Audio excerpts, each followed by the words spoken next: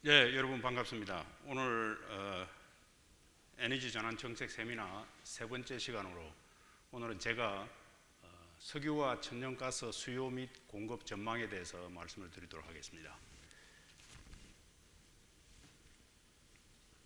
우선 간단히 제 소개를 하면 저는 서울대학교 사범대학 지구과학과를 졸업하고 미국 텍사스 A&M 대학교에서 지구물리학 박사학위를 취득했습니다. 그리고 한국해양과학기술원에서 잠깐 근무하다가 91년부터 96년까지 석유공사 기술실에서 근무를 했고 그 이후 96년부터 약 20년 정도 대우 인터내셔널, 지금 현재 이름은 포스코 인터내셔널이죠. 여기서 에너지개발팀장과 에너지자원실장, 자원개발 부문장 등을 역임을 하고 2018년 3월부터 3년 3개월 동안 한국석유공사 사장을 지내다가 작년 12월부터 지금까지 서울대학교 에너지자원공학과 개건 교수로 근무를 하고 있습니다. 예, 오늘 제가 말씀드릴 제목은 석유와 천연가스 수요 및 공급 전망입니다. 여러분들 중에 혹시 자키 야만이라고 하는 분을 들어보셨는지 모르겠는데, 이분은 1970년대, 80년대 사우디아라비아의 석유 장관을 지내신 분입니다. 그래서 이분이 유명한 말을 했죠. 석기 시대는 돌이 없어서 끝나는 것이 아니라 돌을 사용하지 않아서 끝났다. 마찬가지로 석유 시대는 석유가 없어서 끝나는 것이 아니고 석유를 사용하지 않아서 끝이 날 것이다. 이런 얘기를 하고 그 이후로 이 말이 이 석유가 없어질 거라고 주장하는 사람들이 아주 바이블처럼 자주 인용하는 구절이 됐습니다. 그래서 오늘은 과연 석유가 앞으로 없어질 것인가, 없어서 사용하지 않아서 없을 것인가, 아니면은 고갈되어서 없어질 것인가, 그것을 한번 좀 살펴보기로 하겠습니다.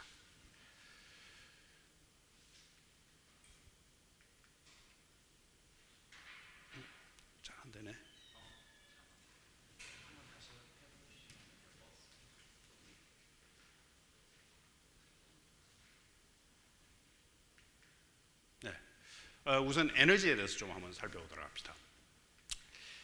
에너지는 여러분 너무나 잘 아시겠지만 일을 할 수 있는 능력, 그래서 위치 에너지, 운동 에너지, 열 에너지, 전기 에너지 뭐 이런 것들이 있죠.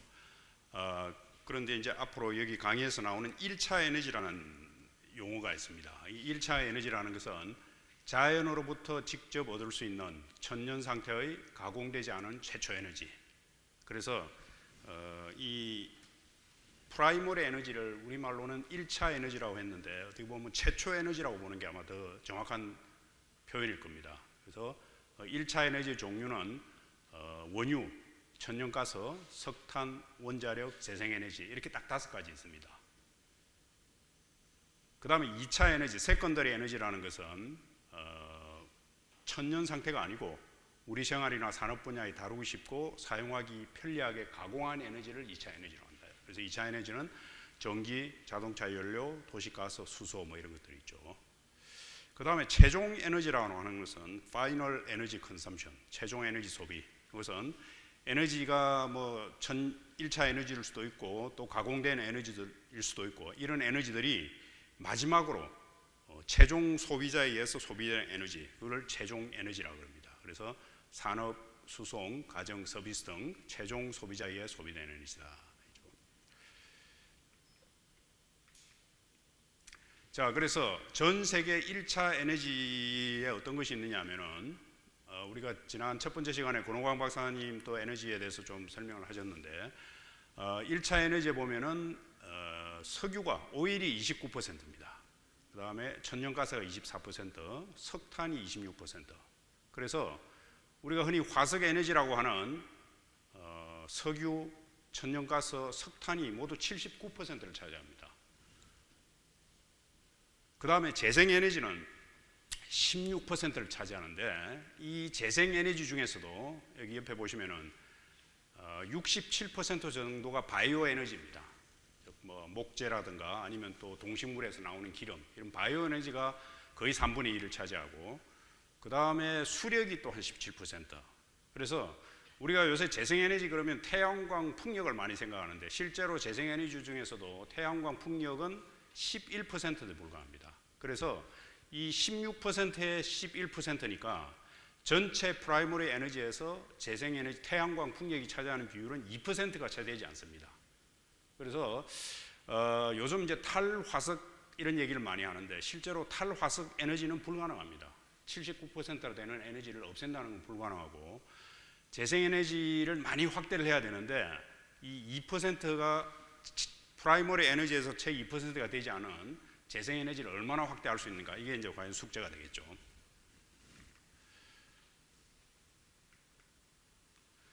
자, 그런데 요즘 이제 여러분들 탄소 중립이라는 얘기를 많이 들으시죠. 탄소 중립에 대해서 이 국제 에너지 기구가 몇 가지 시나리오를 발표를 했습니다. 그래서 그 중에 이제 넷 제로 시나리오, 이것은 뭐냐면은 이제 NZE 줄여서 이렇게 하는데 우리가 탄소 중립을 2050년까지 달성하겠다고 지금 목표를 세우고 있죠. 그래서 2050년까지 탄소 중립을 달성하기 위해서 전 세계 에너지 분야가 나아가야 할 방향을 제시한 겁니다.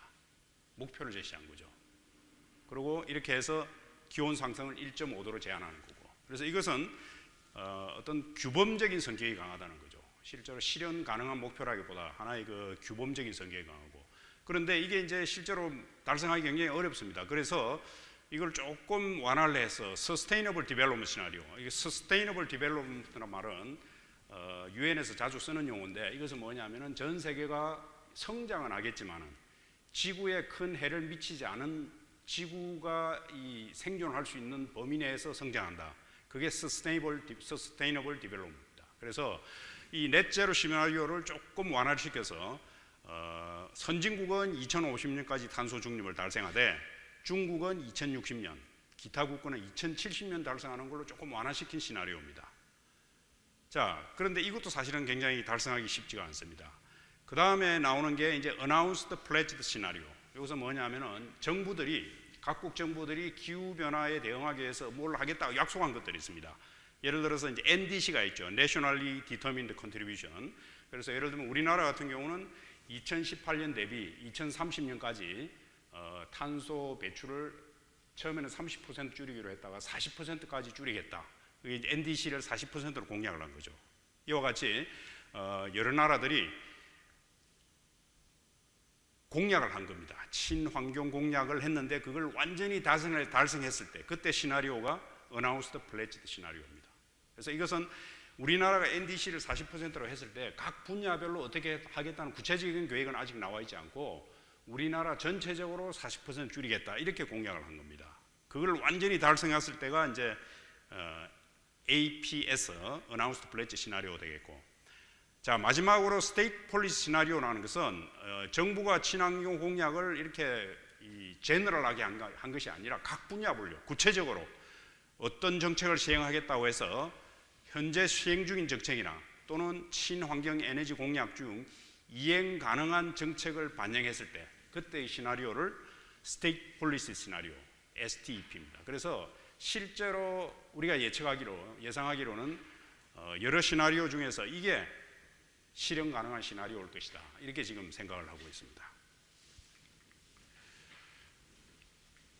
자, 그래서 이 국제 에너지 기구가 했던 여러 가지 시나리오 중에서 이걸 한번 보세요. 이게 이제 스테이트 폴리시 시나리오입니다. 이 시나리오에 요거는 이제 그 이산화탄소 배출량을 의미하고 요거는 각 1차 에너지가 2010년 대비 2050년에 어떻게 바뀌는지를 설명하는 겁니다. 그래서 예를 들면은 넷 제로 시나리오 여기를 보시면은 이산화탄소 배출이 2050년에 제로가 되죠. 그 다음에 재생에너지가 굉장히 늘어나고 석탄 배출도 이 브라운으로 되어 있는 석탄 배출도 제로가 되는 겁니다.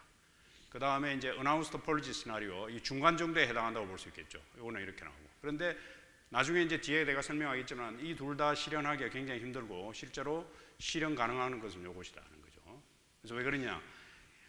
1차 에너지의 2%에 불과한 재생에너지를 그렇게 대폭 늘리는 게 굉장히 힘듭니다. 그게 한 가지고 또 하나 국제에너지기구 이 탄소 중립 시나리오를 주도적으로 하는 데가 EU 국가들입니다. 그래서 EU 국가들은 전 세계 에너지에 차지하는 비중이 14%에 불과합니다. 그래서 선진국 수준에서는 탄소 중립 가능할지 모르겠지만 나머지 전 세계에 있는 국가들 입장에서는 탄소 중립을 실현하기가 굉장히 힘들다는 것이죠.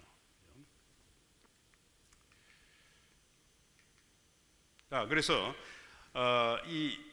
지금부터 제가 설명할 것은 주로 여기 스테이트 폴리시 시나리오 여기에 근거해서 설명을 하도록 하겠습니다. 자, 2020년도에 1차 에너지 비중이 에너지가 차지하는 비중을 보여주고 있습니다. 이게 석탄이 26%에서 2050년 되면 16%로. 그래서 탄소 중립을 하기 위해서 제일 문제가 되는 게 석탄이죠. 그래서 석탄은 뭐 한 10% 줄어드는 게 충분히 가능합니다. 그래서 이 석탄이 줄어드는 만큼 재생에너지가 16%에서 28% 증가하죠. 그렇죠? 그래서 이 중에 특히 확장 가능한 태양광과 풍력이 2%에서 6%, 4%, 약 10% 증가하는 겁니다. 그래서 석탄을 재생에너지가 대체한다 이렇게 보시면 되겠고, 천연가스는 비중은 거의 비슷하고 석유는 29%에서 27%로 일부 비중은 일부 줄어들지만 총량은 그렇게 많이 줄어들지 않습니다. 그 다음에 이 1차 에너지가 전체 에너지에서가 아니고 발전에서 차지하는 비중은 과연 얼마가 됩니까? 그래서 며칠 전에 이 대구에서 세계 에너지 총회가 열렸죠. 거기서 윤석열 대통령이 참석을 해서 앞으로 재생에너지, 원전, 또 뭐죠, 천연가스 그 세 가지 믹스를 합리적으로 하겠다 이런 얘기를 했습니다. 그래서 우리가 에너지 믹스라는 단어를 많이 쓰는데 실제로 에너지 믹스, 우리나라에서는 에너지 믹스가 마치 발전에서의 에너지 믹스 같이 쓰이는데 원래 에너지 믹스라는 단어는 발전이 아니라 1차 에너지 전체에서 차지하는 비중을 말하는 겁니다. 그렇죠? 그래서 이제 그 중에서 특히 발전 부분에서 그럼 1차 에너지가 어떻게 될 것인가? 여기 보시면은 천연가스가 23%, 석탄이 36%, 그 다음에 재생에너지가 28% 이렇게 차지하고, 이미 재생에너지는 28% 차지하고 있는데 이 중에 상당히 많은 부분이 수력입니다. 이미 많은 나라에서 수력들을 많이 하고 있죠, 그죠? 그래서 어쨌든 이렇게 하고 있는데 문제는 이 석유라는 것은 발전에서 석유가 차지하는 비중은 3%밖에 안 돼요. 그래서 재생에너지가 앞으로 굉장히 많이 늘어날 겁니다. 이게 늘어난다 하더라도 어차피 발전에서 차지하는 석유 비중은 얼마 안 되기 때문에 재생에너지가 확대된다 하더라도 석유 수요는 감소하지 않는다는 거죠. 그래서 실제 이 독일의 경우에 재생에너지가 2009년에 18%에서 10년 만에 한 46.7% 늘어났지만 석유 수요는 2.5%에 그쳤고, 영국도 재생에너지가 5배나 증가했지만 석유 수요는 5%에 그쳤다는 거죠. 왜 그러냐? 석유가 발전에 차지하는 비중은 3%에 불과하고 석유는 발전 외에도 수송연료, 자동차 연료나 항공기 연료 또는 석유화학 원료 등 다양한 용도로 쓰기 때문에 재생에너지와 석유하고의 관계는 직접적인 관계는 없다는 거죠. 일부 영향을 미치는 거죠. 자, 그 다음에 최종 에너지 소비.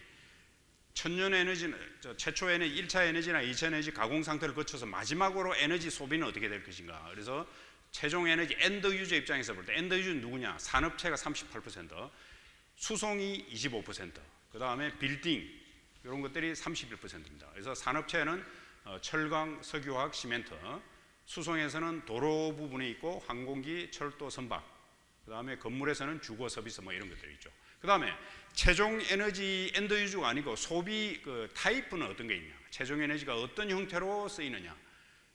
최종 에너지 이제 전기가 나타나죠, 그죠?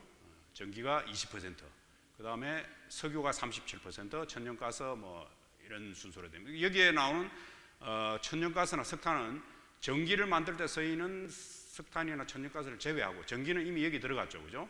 전기 외에 나머지 용도로 쓰이는 가스나 석탄을 의미하는 겁니다. 그래서 이런 비율로 된다. 그래서 최종 에너지 소비에 있어서 전기는 20%입니다. 20%. 그래서 그러면 이 전기가 앞으로 과연 얼마나 늘어날 것인가 한번 봅시다. 자, 여기 STP, 즉 스테이트 폴리시 시나리오에 보면은 전기의 비중이 20%에서 26% 늘어납니다. 그래서 요즘 많은 사람들이 앞으로는 전기의 시대가 올 것이다 이런 표현을 많이 쓰는데, 전기가 최종 에너지, 인류가 쓰는 최종 에너지 중에서 26%, 6% 불과 증가하는 거죠. 그러면은 요거는 조금 이제 이 탄소 중립하고 거리가 먼 시나리오일 수도 있으니까 요거는 어떻게 되느냐. 어나운스드 플레이트 시나리오. 여기 보면은 전기의 비중이 31%. 그죠? 여전히 3분의 1이 안 되죠, 전기는. 그래서 그다음 석유 같은 경우는 어떻습니까? 37%에서 34%로 일부 줄었죠. 그죠? 그래서 제가 여기에서 표현을 했는데 최종 에너지에서 전기가 차지하는 비율이 26 내지 31%에 불과한데 전기의 시대라고 하는 것은 조금 부적절한 표현이다. 그 다음 여기서 보시면 중요한 게 있습니다. APS 시나리오에 보면은 이 최종 에너지 소비가 2030년까지 증가했다가 2030년부터는 증가를 하지 않습니다. 전 세계 에너지 소비가. 여러분, 저 에너지 소비에서 제일 중요한 요인이 뭘까요? 에너지가 증가하는 가장 중요한 요인은 뭐 여러 가지 있겠지만 가장 큰 요인은 인구 증가입니다. 인구 증가. 그 다음에 경제 성장 두 가지죠. 지금 현재 전 세계 인구가 얼마쯤 될 것 같아요? 전 세계 인구가 저희가 학교 다닐 때 초등학교, 중학교 때는 30몇억 배웠는데 제가 이번에 확인을 해보니까 2022년 5월 1일 기준 전 세계 인구는 79억 4천만 명입니다. 인구가 굉장히 늘어났죠. 그래서 인구는 앞으로 계속 늘어날 거고 또 경제 성장 계속 하는데 최종 에너지 소비가 앞으로 늘어나지 않을 것이다. 이거는 거의 불가능한 거죠. 그래서 저는 개인적으로 APS 시나리오조차도 상당히 달성하기 힘든 것이다. 또 하나 중요한 것은 아까 앞에서 1차 에너지에 보면은 전체 에너지가 589 엑사줄, 줄이라는 게 이제 에너지를 쓰는 단위인데 10의 18승입니다. 그랬던 1차 에너지가 최종 에너지 단계에 오면은 412 엑사줄로 줄어들었어요. 이것은 무슨 얘기냐면 천년 상태에서는 589 엑사줄이 거의 30% 가까이 줄어들었다 이거죠. 이것은 뭐냐면 에너지를 전환하는 과정에서 굉장히 많은 에너지 손실이 발생한다는 거예요. 그래서 예를 들면 전기를 우리가 쓰면 굉장히 편리하게 쓰는 대신에 전기를 쓰는 만큼 에너지 손실이 많이 발생한다. 그렇죠?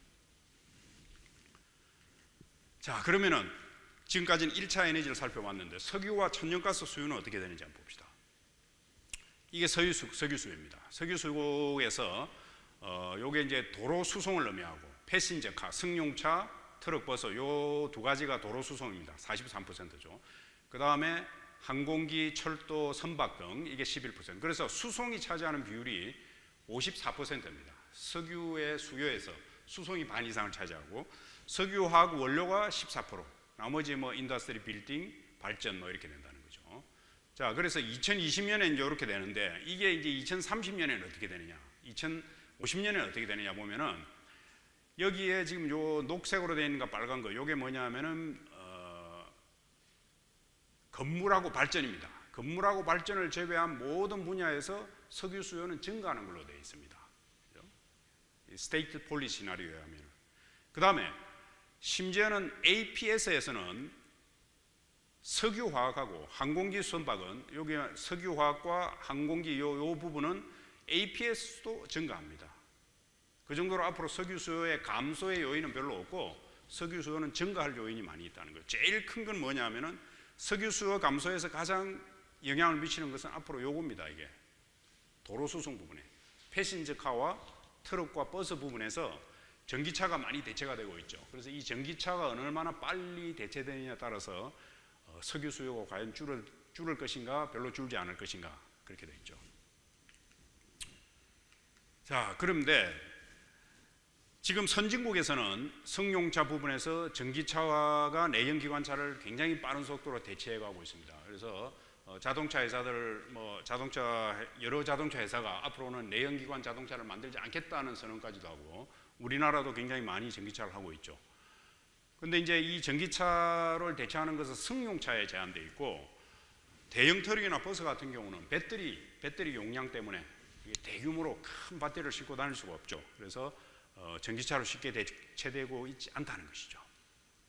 그 다음에 지금 현재 전 세계에서 승용차가 1,500만 대로 약 1%를 차지하고 있습니다. 근데 이게 이제 2030년에 1억 4,500만 대로 거의 10배 정도 증가하면은 전 세계 시장의 7%를 차지하게 됩니다. 이럴 때 석유는 과연 얼마나 줄어드느냐? 석유 감소량이 200만 배럴로서 전 세계 석유 수요의 2%에 해당이 된다는 거죠. 그러니까 전기차가 지금보다 10배를 증가해도 석유는 불과 2% 줄어든다는 거죠.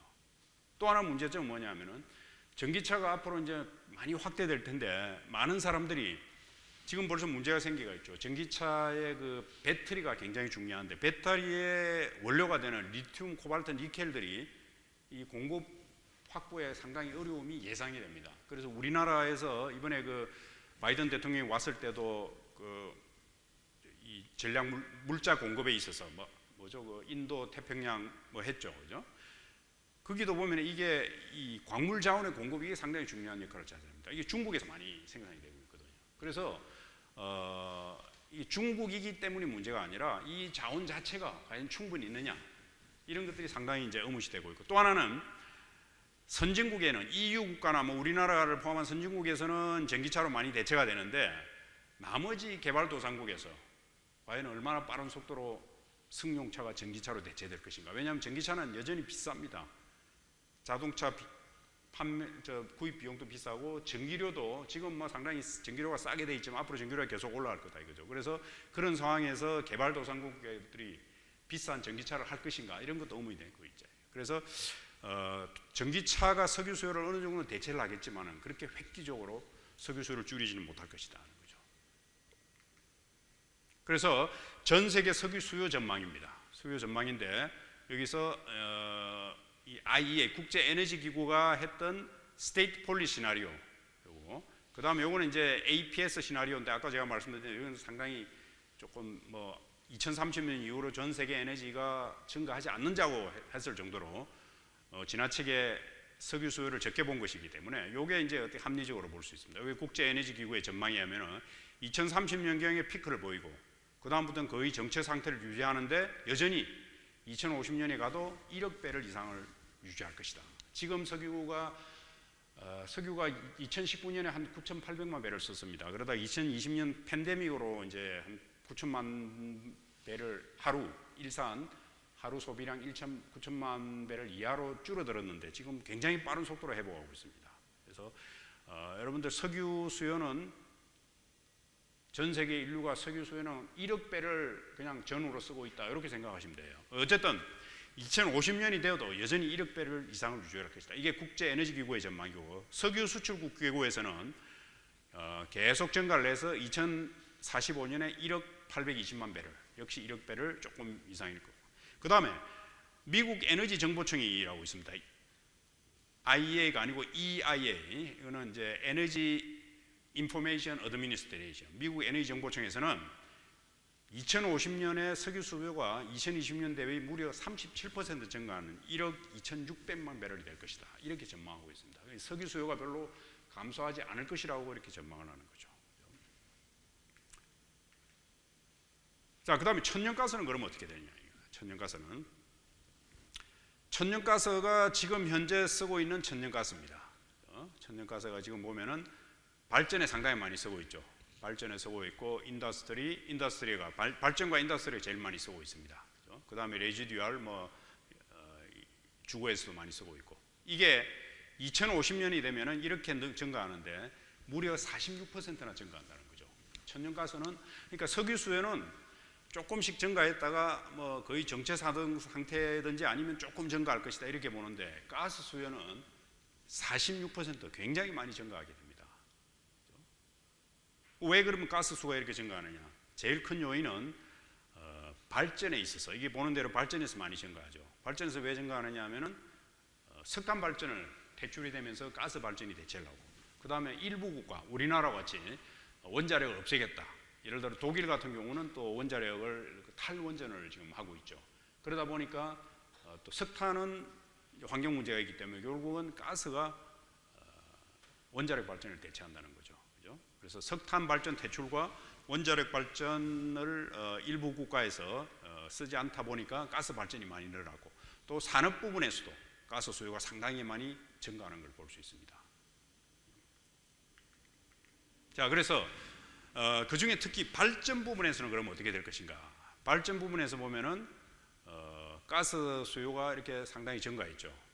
그다음 요게 이제 이 원전 에너지 원별로 앞으로 수요 어떻게 1차 에너지 원별 공급 전망입니다. 여기 보시면은 아까 제가 보여준 거하고 조금 차이점은 여기서는 리뉴어블 에너지, 재생 에너지 중하고 하이드로 수력을 좀 분리를 했습니다. 분리를 해서 수력을 제외한 나머지 재생 에너지가 아까 수력을 포함해서 28% 됐죠. 수력을 제외했을 때는 한 10% 정도 되는데 그렇죠?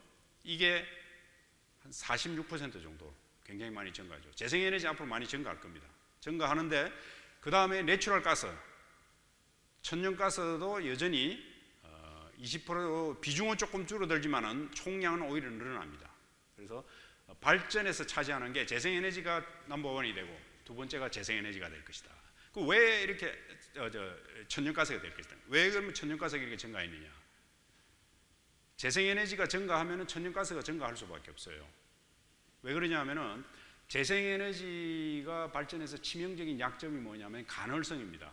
재생에너지는 태양이 비출 때만 발전을 하고 또 바람이 불 때만 발전을 하죠. 그런데 전기를 쓰는 사람 입장에서는 전기가 들어왔다 나왔다 그러면 안 되죠, 그죠? 그래서 재생에너지의 간헐성 문제를 해결하는 게 바로 가스 발전입니다. 그래서 가스 발전이 재생에너지 간헐성 문제를 해결하면서 어떤 전력 시스템의 안정을 유지하기 때문에 가스가 계속 늘어날 것이라는 거죠.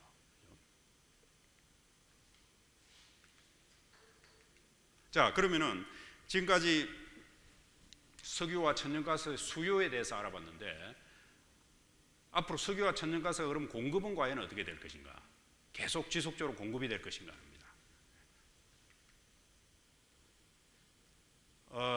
석유공학을 공부하신 분들은 이제 자원량, 매장량에 대해서 상당히 익숙할 텐데 여기서는 이제 조금 일반인들도 계시니까 제가 자원량에 대해서 조금 설명을 드리겠습니다.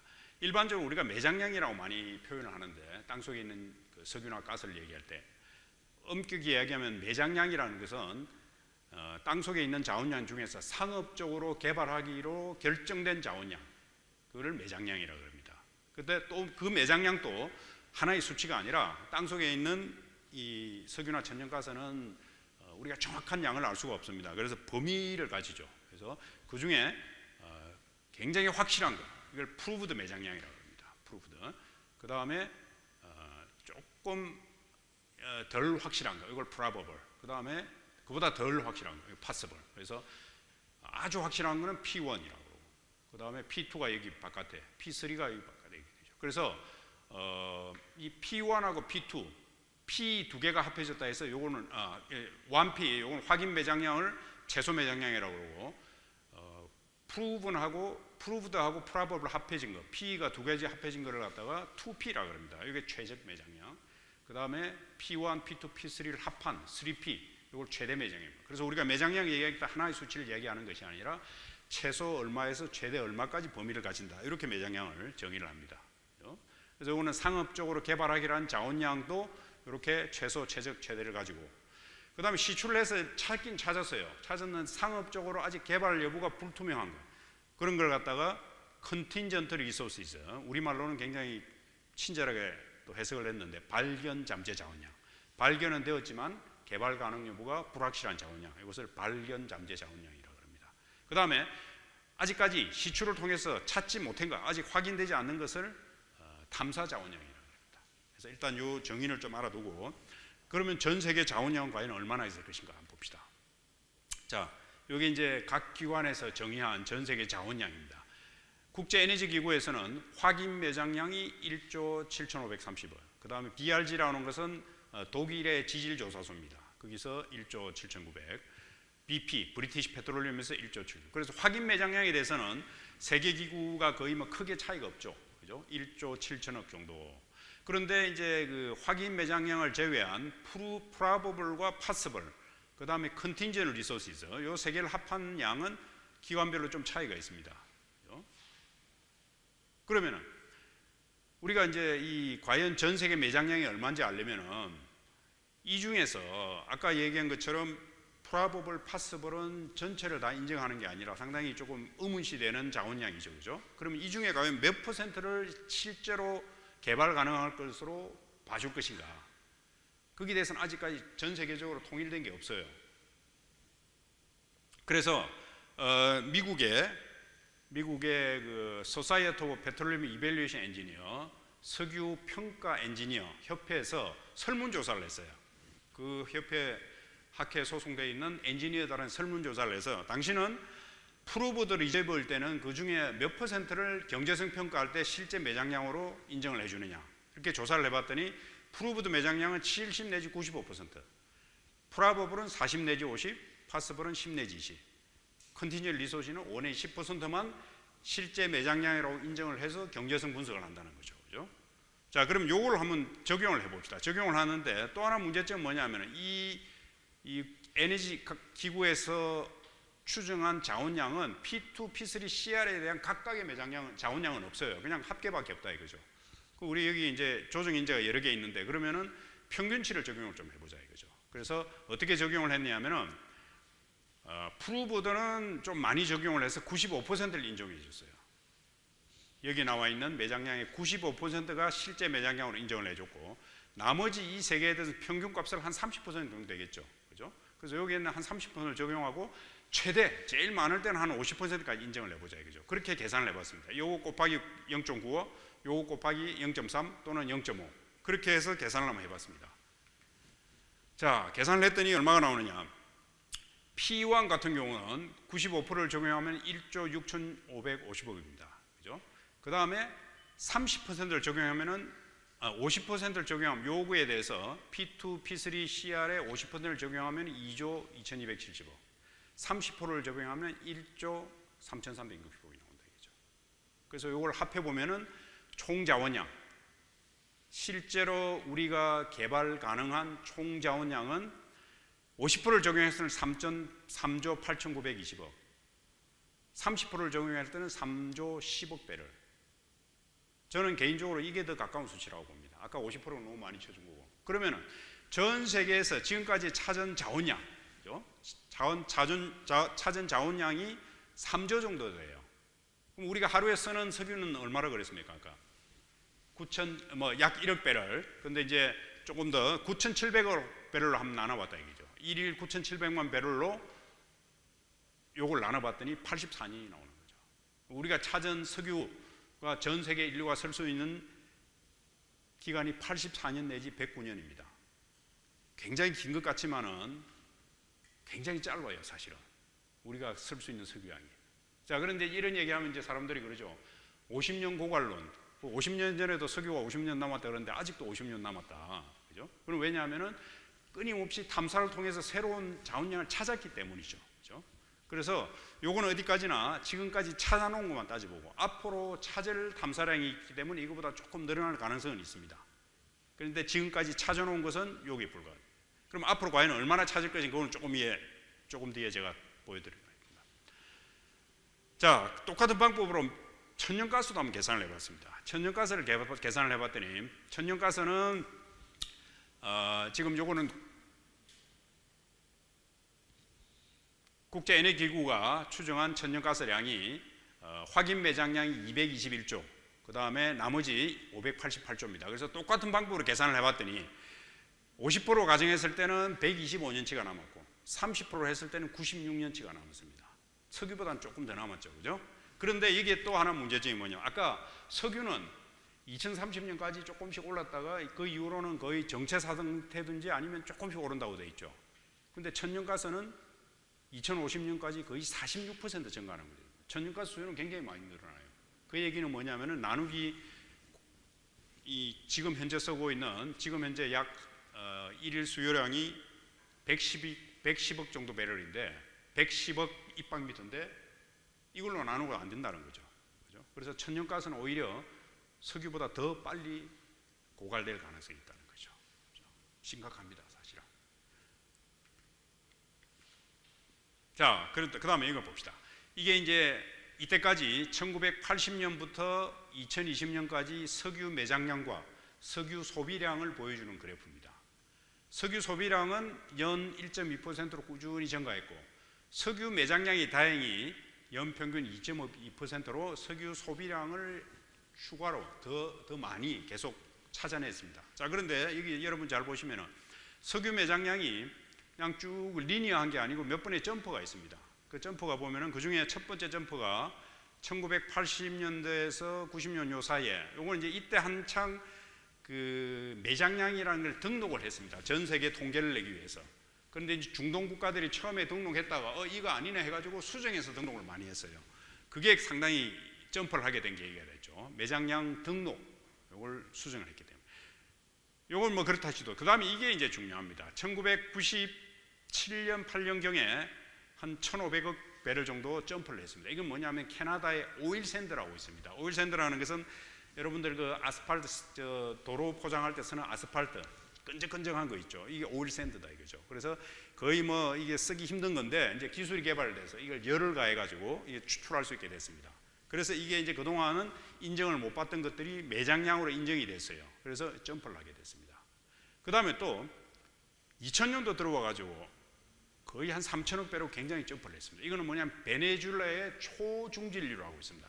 이것은 오일 샌드만큼 끈적끈적하지 않지만 그래도 상당히 끈적끈적한 기름인데, 이게 이제 그동안 자원량으로 있다가 매장량으로 인정이 돼서 또 점프를 하게 된 겁니다.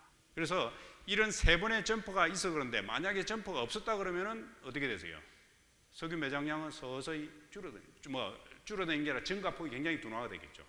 여러분들 그 2010년 이후에 미국의 그 셰일 가스, 셰일 오일, 굉장히 그 아주 혁명적인 그런 그 셰일 혁명이 일어났죠. 그런데 셰일 오일, 셰일 가스, 셰일 오일에 의한 매장량 상승폭은 그리 크지 않습니다. 이외로 셰일 오일 때문에 미국이 지금 현재 전 세계 원유 생산량 1위 국가가 됐어요. 굉장히 많은 원유가 생산에도 불구하고 전 세계적으로 봤을 때 크게 늘어나지 않았다는 거죠. 그죠? 그 다음에 2015년 이후에 보시면은 석유 매장량이 거의 정체 상태죠. 거의 늘어나지 않습니다. 상당히 중요한 점을 시사하고 있죠. 그죠? 자, 그럼 이제 전 세계와 미국의 액체 연료, 이 주로 석유죠. 석유 공급 전망을 한번 봅시다. 보시면은 난오펙, 석유 수출국 기구를 제외한 나머지 국가에서 2025년에 7,100만 배럴로 정점을 보이고 그 이후 점점 감소해서 2045년에 6,550만 배럴로 감소가 된다는 거죠. 그러면 이 비오펙 국가 중에 제일 큰 비중을 차지하는 게 미국입니다. 이 미국 때문에 이렇게 된 거예요. 미국이 보면은 2025년에 이게 지금 뭐냐면은 셰일 오일, 그죠? 비전통 셰일에서 가스가 나오면 셰일 가스고, 오일이 나오면 셰일 오일인데 미국에서는 영어로는 이거를 셰일로라고 그러지 않고 타이트 크루드라고 합니다. 타이트 샌드, 굉장히 단단한 암석에서 나오는 크루드가 해서 타이트 크루드인데 우리말로 그냥 쉽게 셰일 오일이라고 이야기하죠. 그래서 이 셰일 오일이 2025년 피크를 보이다가 굉장히 많이 줄어듭니다. 그 다음에 또 하나 시사하는 것은 미국의 경우는 이 NGL이라는 것은 뭐냐면은 내추럴 가스 리퀴드, 땅속에서는 지하 상태로 있는데 올라오면서 이 액체로 바뀌는 콘덴세이트나 또는 정제 과정에서 메탄 가스를 제외한 나머지 에탄, 프로판, 부탄 같은 경우는 조금만 압력을 넣으면 액체로 돼요. 그런 걸 내추럴 가스 리퀴드라고 합니다. 그래서 그거는 일부 증가하는데 셰일 오일을 포함해서 나머지 오일들은 다 감소를 합니다. 미국에 굉장히 많은 석유를 생산했던 알래스카나 걸프 오브 멕시코도 다 석유가 감소한다는 거죠. 석유 공급이. 그래서 미국이 지금은 원유 생산량 1위 국가인데 불과 한 몇 년 전만 하더라도 한 10년 전만 해도 미국이 원유를 수입을 했습니다.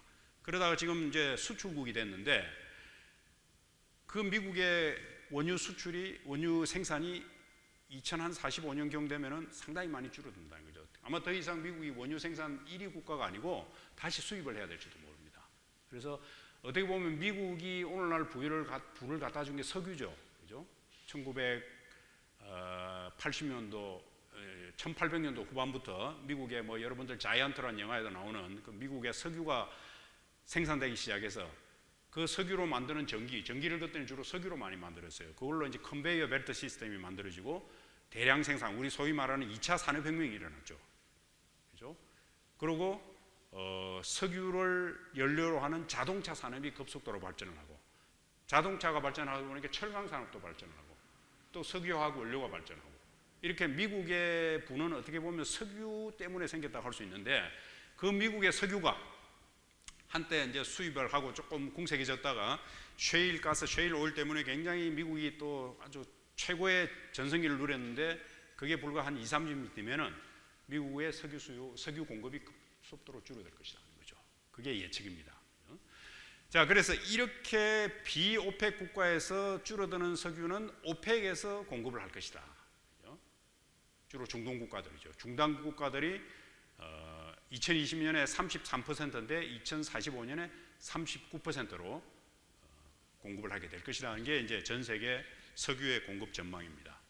그럼 이렇게 하려면은 오펙 국가에서도 열심히 석유를 생산을 해야 되겠죠. 그죠? 천연가스는 어떻게 되냐 봅시다. 아까 천연가스가 2020년 대비 2050년에는 거의 47% 증가한다고 되어 있죠. 그죠?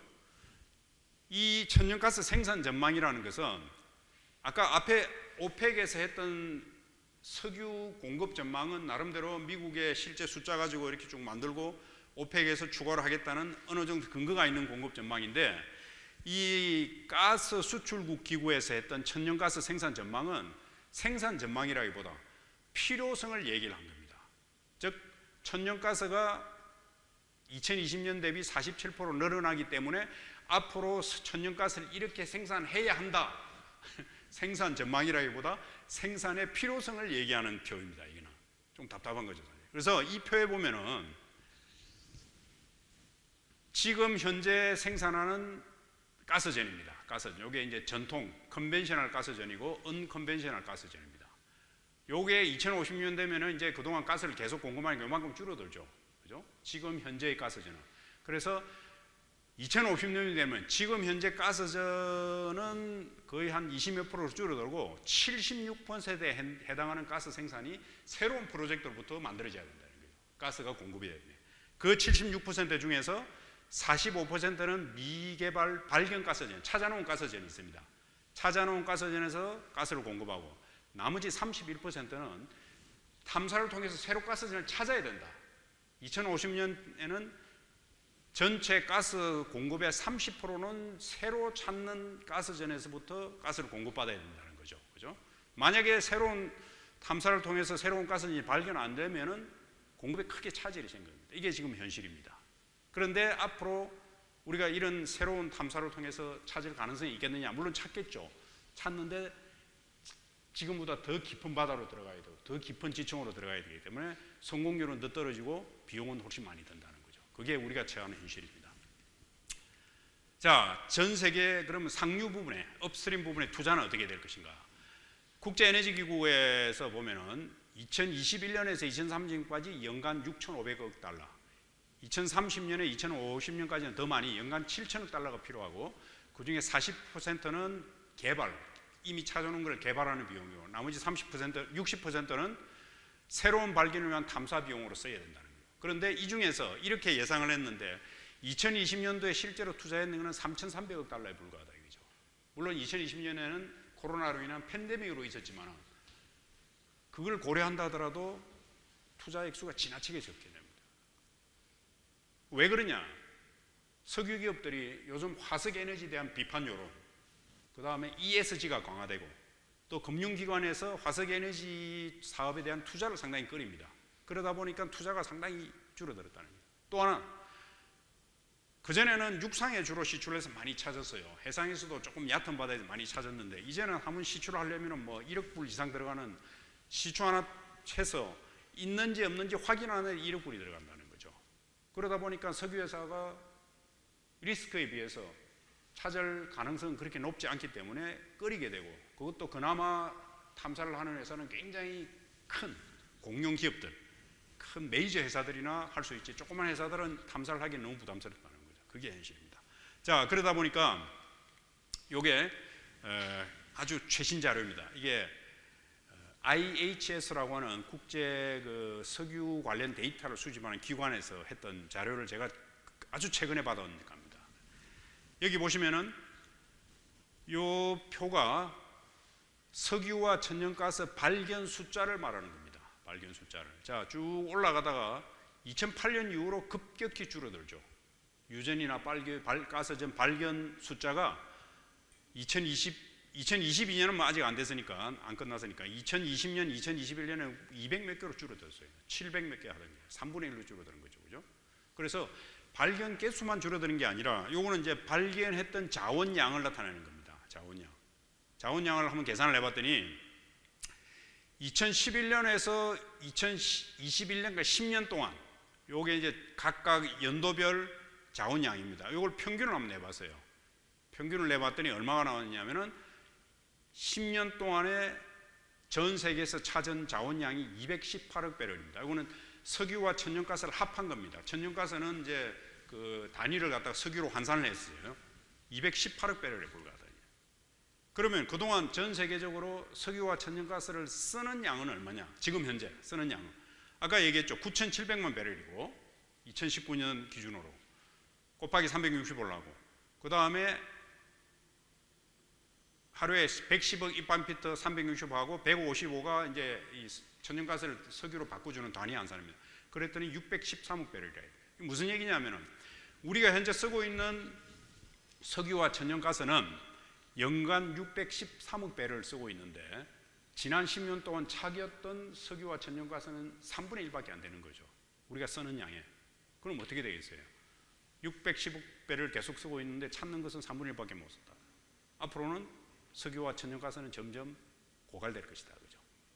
아까 제가 얘기했을 때 지금까지 이미 찾아놓은 거를 따져서 뭐 100년이 안 된다 그랬죠. 그러면 이제 탐사를 통해서 새로 찾으면 조금 더 늘어나는데 그 찾는 탐사에서 새로 찾는 게 통계에 의해 보면 굉장히 많이 줄어들고 있다. 그래서 석유와 천연가스가 사람들이 느긋하게 생각하고 있는데 땅을 파기만 하면 뭐 석유와 천연가스는 얼마든지 나온다고 생각을 하고 있는데 만만치 않다는 거죠. 그렇죠? 이게 현실입니다. 자, 그래서 결론을 봅시다.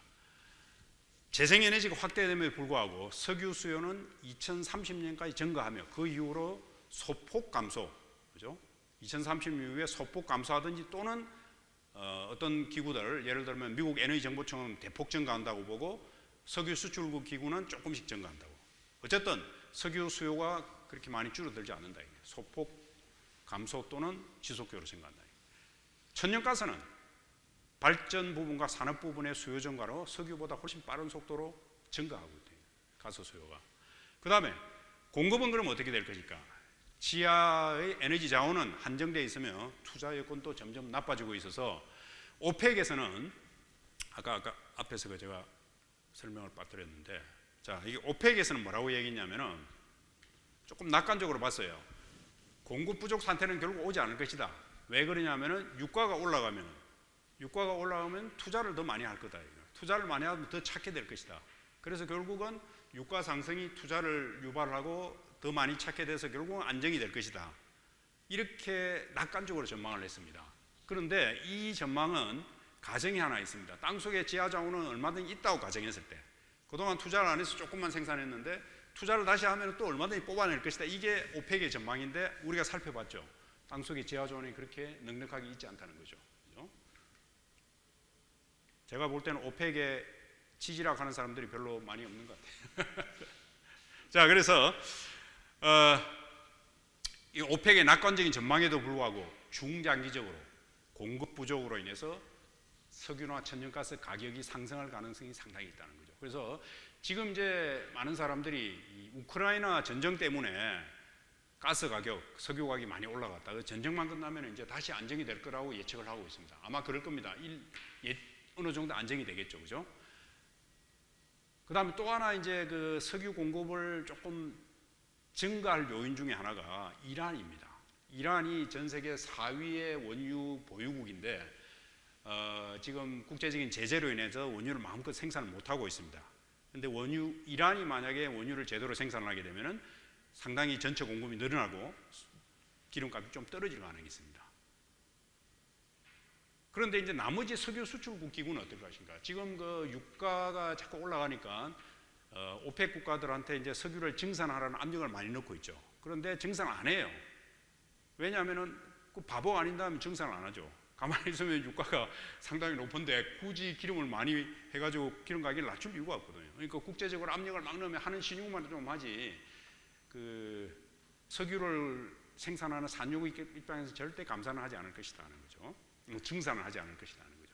그래서 어쨌든 우크라이나 전쟁이 끝나고 혹시 이러한 사태가 어느 정도 안정적으로 해결이 되면은 그 유가가 조금 떨어질 가능성이 있지만은 그럼에도 불구하고 중장기적으로 우리가 좀 10년, 20년, 30년 내다봤을 때는 공급 부족 사태로 인해 가지고 결국은 석유와 천연가스 가격은 굉장히 많이 상승할 수밖에 없습니다. 그래서 이런 상황이기 때문에 특히 발전 분야에 있어서 지금 천연가스를 이제 앞으로 많이 늘려야 된다는 얘기를 많이 하고 있는데 굉장히 위험한 발상입니다. 왜냐하면은 석유보다도 천연가스 가격이 앞으로 더 많이 상승할 가능성이 있어요. 그래서 우리가 앞으로 해야 될 것은 에너지 믹스에서 해야 될 것은 원전과 재생에너지를 최대한 많이 늘리고 우리나라가 허용하는 범위 내 최대한 많이 늘리고 가스 발전은 어쩔 수 없이 늘어나는 걸 제외하고는 가스 발전은 최대한 줄여야 된다. 이게 제가 생각하는 에너지 믹스의 앞으로 나아갈 방향입니다.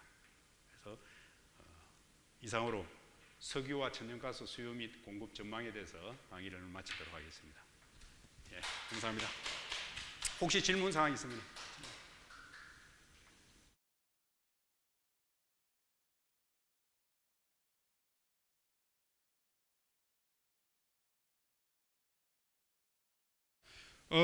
제가 강조하고 싶은 것은 실제로 이제 현실적으로 예상 가능한 것은 스테이트 폴리시 시나리오인데 그럼에도 불구하고 우리가 탄소 배출량을 최대한 줄여야 됩니다. 제가 석유와 천연가스의 중요성을 강조한다고 해서 이 탄소 배출 이걸 무시하고 뭐 석유, 천연가스가 계속 쓸 수밖에 없다가 아니고 어쩔 수 없이 석유와 천연가스 수요가 계속 발생하기 때문에 우리가 할 수 있는 한은 최대한 줄여야 되는데, 그렇죠? 탄소 배출량을 최대한 줄여야 되는 제가 오늘 얘기하고 싶은 것은 기후 변화 못지않게 자원의 어떤 수급 측면에서도 우리가 에너지 자원의 그 수요를 최대한 줄여야 된다는 거죠.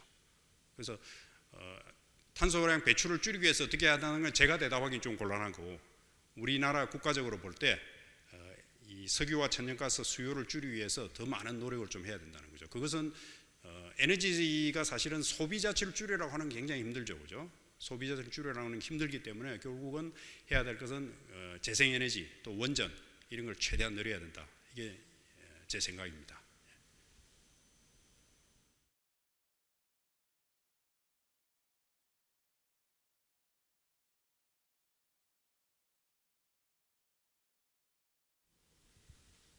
예, 지금 현재 재생에너지 천연가스 수요가 증가하는 것은 석탄 발전을 대체하는 거죠. 석탄 발전을 대체하는 것하고 그 다음에 원자력 일부 국가에서 원자력을 하지 않기로 한 거 이것 때문에 이제 천연가스 수요가 많이 상승을 하고 있는데 앞으로도 천연가스는 계속 상승을 할 것이다 하는 거죠. 그래서 그 중에 하나가 이제 재생에너지 간헐적 보강, 재생에너지 앞으로 늘어날 수밖에 없는데 그 간헐성 보강 차원에서 천연가스 수요는 계속 증가할 것이다.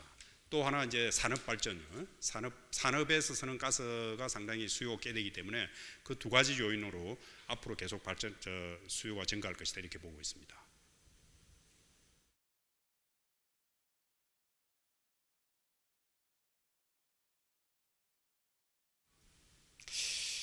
글쎄, 그는 제가 그까지는 미처 조사를 못 해봤네요. 조사를 못 해봤는데 미국 에너지 정보청이라는 데서는 이제 사실은 국제 에너지 기구는 주로 EU 국가들 주도적으로 많이 하고 있습니다. 그래서 EU 국가들은 이미 이제 산업 자체가 제조 특히 우리가 소위 말하는 굴뚝 산업 이것들이 많이 없습니다. 유럽 국가에는. 그리고 유럽 국가들은 이미 재생에너지를 상당히 많이 확대를 했고요. 그래서 탄소 중립에 있어서 유럽에 있는 국가들은 상당히 좀 이렇게 큰 소리를 칠 수 있는 그런 입장이고 미국 같은 경우는 제조업 비중이 꽤 크죠. 그리고 석탄 발전도 상당히 많이 차지하고 그러다 보니까 이제 미국 입장에서는 조금 탄소 중립에 대해서 약간은 이렇게 보수적인 입장을 견지를 하고 있는데 그런 차원에서 미국은 에너지 수요가 그렇게 급격히 감소하지 않을 것이다. 그리고 재생에너지가 EU 국가는 몰라도 전 세계적으로 그렇게 많이 확대되지 않을 것이다. 그리고 전기차에 대해서 마찬가지고. 그래서 조금 약간은 덜 낙관적인 그런 전망을 하지 않았을까. 그러니까 제가 대답드릴 수 있는 것은 국제에너지기구하고 조금 다른 입장이다. 미국은. 그래서 이런 예상을 하지 않을까 생각이 됩니다. 그리고 강의 끝나기 전에 제가 아까 제 소개할 때 그 말씀을 드리지 않았습니다. 제가 최근에 책을 하나 발간을 했습니다. 이게 2050 에너지 제국의 미래라는 책을 발간했는데 그 책에 우리 석유와 천연가스 현황 그리고 또 수소와 재생에너지 이런 그 현황과 전망에 대해서 조금 쉽게 설명을 좀 했으니까 혹시 관심 있는 분들은 그 책을 한번 보시기 바랍니다. 자, 더 이상 질문이 없는 걸로 생각하고 이걸로 끝내겠습니다. 대단히 감사합니다.